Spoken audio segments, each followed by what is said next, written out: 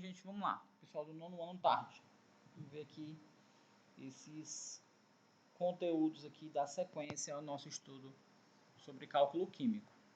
Gente, seguinte, ó, na outra aula a gente explicou sobre aula do MIT, nós explicamos sobre fórmula percentual, fórmula mínima, fórmula molecular, né, e como é que calculava a massa dessa fórmula molecular, tá bom? Inclusive o TD é sobre cálculo de fórmula, cálculo de massa de fórmula, tá bom? Massa molar. Muito bem, gente. E sempre a gente vai ter que recorrer à tabela periódica, não existe outra forma, tá bom? Então, ó, o que é a unidade de massa atômica? Quando eu digo que um elemento tem 20 gramas, 12 gramas, o que é essa unidade? Tá certo? A unidade de massa atômica, gente, é a massa de 1/12 do átomo de carbono, que tem massa igual a 12, tá bom?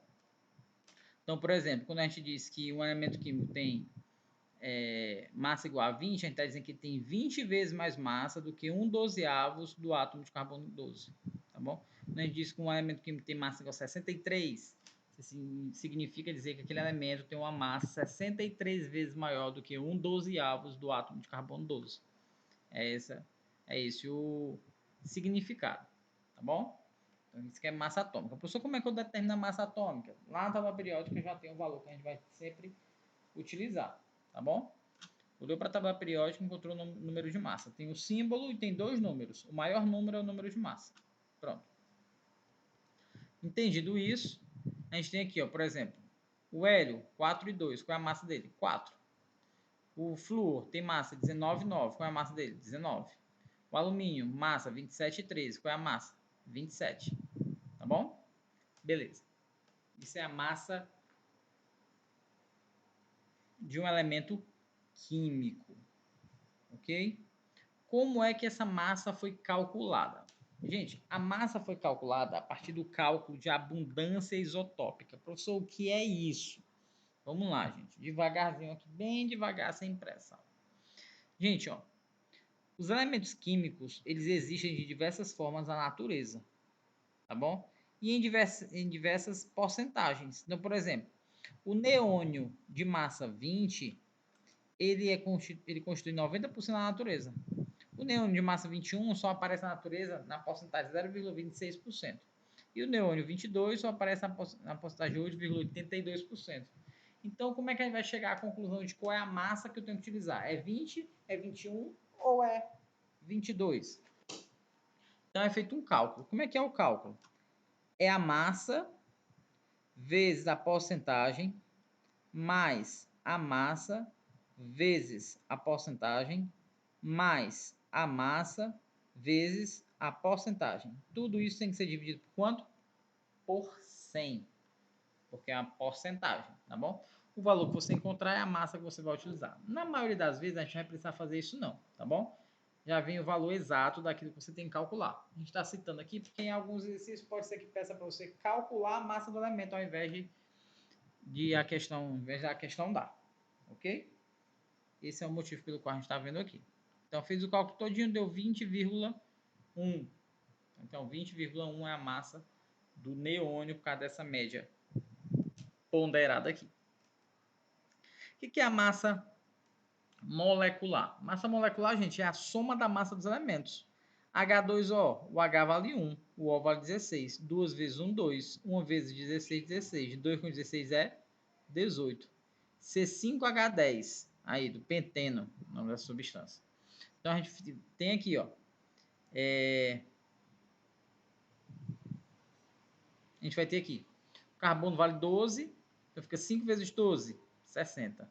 O hidrogênio vale 1, 10 vezes 1 é 10, 60 mais 10 é 70.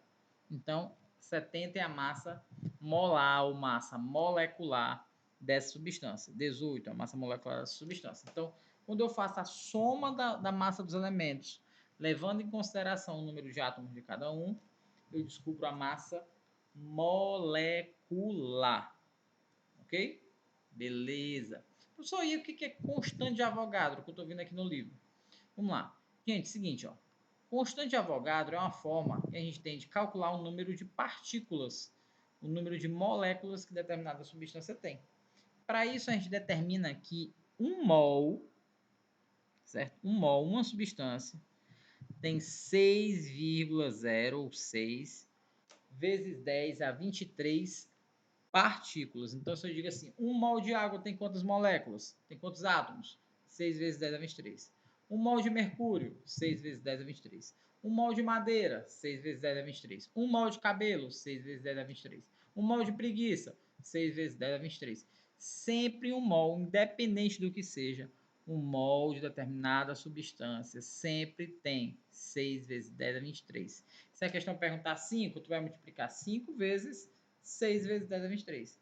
Se a questão disser que tem 10,7 mol, 10,7 vezes 6 vezes 10 a 23. Sempre o 6 vezes 10 a 23 vai estar relacionado com o número de átomos, moléculas ou partículas. Beleza? Então vamos lá. Por exemplo, a água amassa 18 unidades. Então significa 18 unidades, 18 gramas. Então significa dizer que a massa de água tem 18 gramas, significa dizer também que 1 mol de água tem 6 vezes 10 a 23. A sacarose, né, que é o açúcar da cozinha, tem 342 gramas, 1 mol, uma molécula. Né? E são quantas moléculas? 6 vezes 10 a 23. Tanto faz dizer que 1 mol tem 6 vezes 10 a 23, como faz eu dizer que tem 342 gramas, ou dizer que 342 gramas de açúcar tem 6 vezes 10 a 23.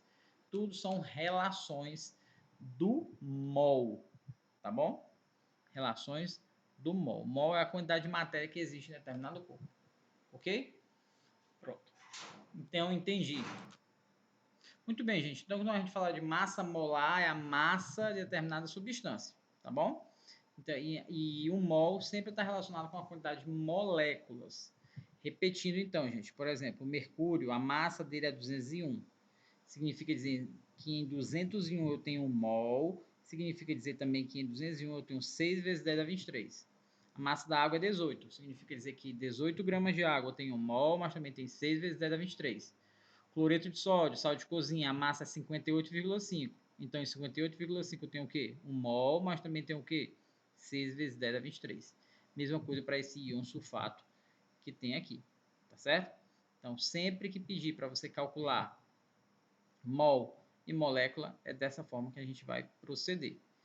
Lembrando que o número de mol é a massa sobre a massa molar. Então, por exemplo, a massa molar da água é 18. Se eu tiver 36 gramas de água, eu tenho quantos mols? Eu divido 36 por 18 é 2. Tá bom? A massa do carbonato de cálcio é 100.